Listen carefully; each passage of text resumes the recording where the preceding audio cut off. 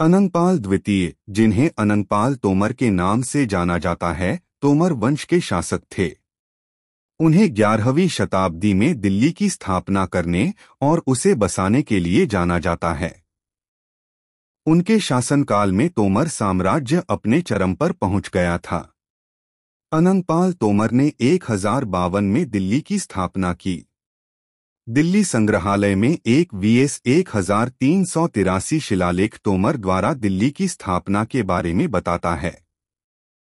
देशोऽस्ति हरियाणाख्यः पृथिव्याः स्वर्गसन्निभः ढिल्लिकाख्या पुरी तत्र तोमाररस्ति निर्मिता।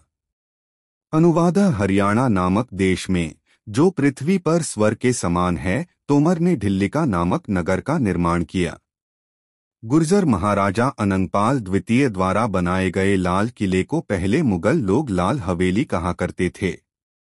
बाद में मुगल बादशाहों ने इस हवेली को अपने कब्जे में लेकर इस पर तुर्की चिन्हों की छाप छोड़कर इसे मुगलों द्वारा निर्मित लाल किले का नाम दे दिया।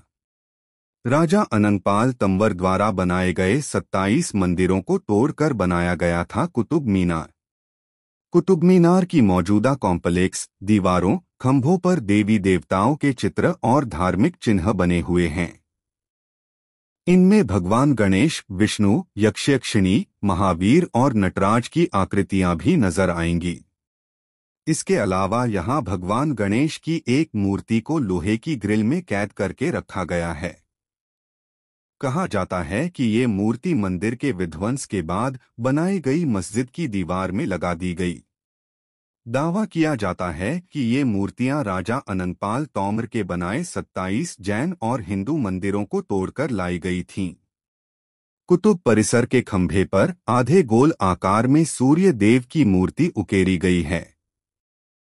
दावा है कि इस्लाम में बदपरस्ती हराम है, तो कोई भी इस्लामी शासक ऐसी आकृतियां नहीं बनवाएगा। इसके अलावा कुतुब मीनार परिसर में मंगल कशल, शंख, गदा और पवित्र कमल के चिन्ह भी नजर आ जाएंगे। अनंगपुर गांव को राजा अनंगपाल तंवर ने अपनी राजधानी बनाया था और उन्हीं के नाम पर इस गांव का नाम अनंगपुर पड़ा। अपने शासनकाल के दौरान राजा अनंगपाल तंवर ने अपनी प्रजा के लिए सैकड़ों निर्माण कार्य कराए, जो आज भी इतिहास की गवाही देते हैं। इन सब में अरावली पर्वत श्रृंखला में ही आबाद गांव अनंगपुर है, जहां राजा तंवर ने लगभग 1000 साल पहले विशाल बांध का निर्माण कराया, जो आज भी इस क्षेत्र में बसने वाले गुर्जर समुदाय के लोगों के लिए संजीवनी की भूमिका निभा रहा है। अनंगपुर गांव में भड़ाना गोत्र के गुर्जर निवास करते हैं, जिन्होंने बताया कि वह अनंगपाल तंवर के इस बांध के बिल्कुल समीप रहते हैं। वह आज भी किस्से कहानियों में राजा अनंगपाल तंवर के शासन को याद करते हैं। दिल्ली के लौह स्तंभ की स्थापना दिल्ली में अनंगपाल तोमर ने की थी। अनंगपाल द्वितीय द्वारा लोहे के स्तंभ के चारों ओर निर्मित प्राचीन मंदिरों के स्तंभ। असीगढ़ हांसी का किला। ऐसा माना जाता है कि हांसी की स्थापना अनंगपाल ने अपने गुरु हंसकर के लिए की थी। बाद में उनके पुत्र द्रुपद ने इस किले में तलवार बनाने का कारखाना स्थापित किया, इसलिए इसे असीगढ़ भी कहा जाता है। इस किले से तलवारें जितनी दूर अरब देशों में निर्यात की जाती थीं।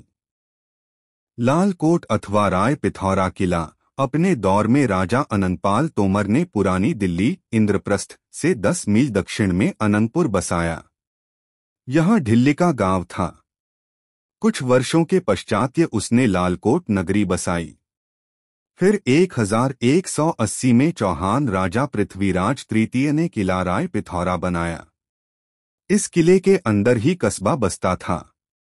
लालकोट की प्राचीन दीवार पर लगा सरकारी बोर्ड, जिसमें गुर्जर अनंगपाल तंवर द्वितीय द्वारा इसका निर्माण बताया गया है।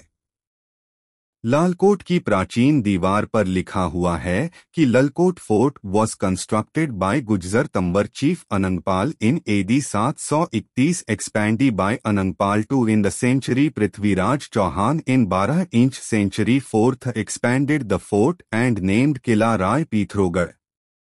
अनंगपुर गांव का सूरजकुंड। राजा अनंगपाल तंवर के बेटे सूरजपाल को सूरजकुंड का निर्माण करने का श्रेय दिया जाता है, जहां एक वार्षिक मेला आयोजित किया जाता है। अनंगताल बावली महरौली में अनंगताल बावली जो दिल्ली में बावली का सबसे पुराना मौजूदा आदिम रूप है, राजा अनंगपाल तंवर द्वारा बनाया गया था। तो ये था वीर गुर्जर अनंगपाल तंवर जी का इतिहास। धन्यवाद। ऐसी ही और वीडियो के लिए चैनल को सब्सक्राइब करें।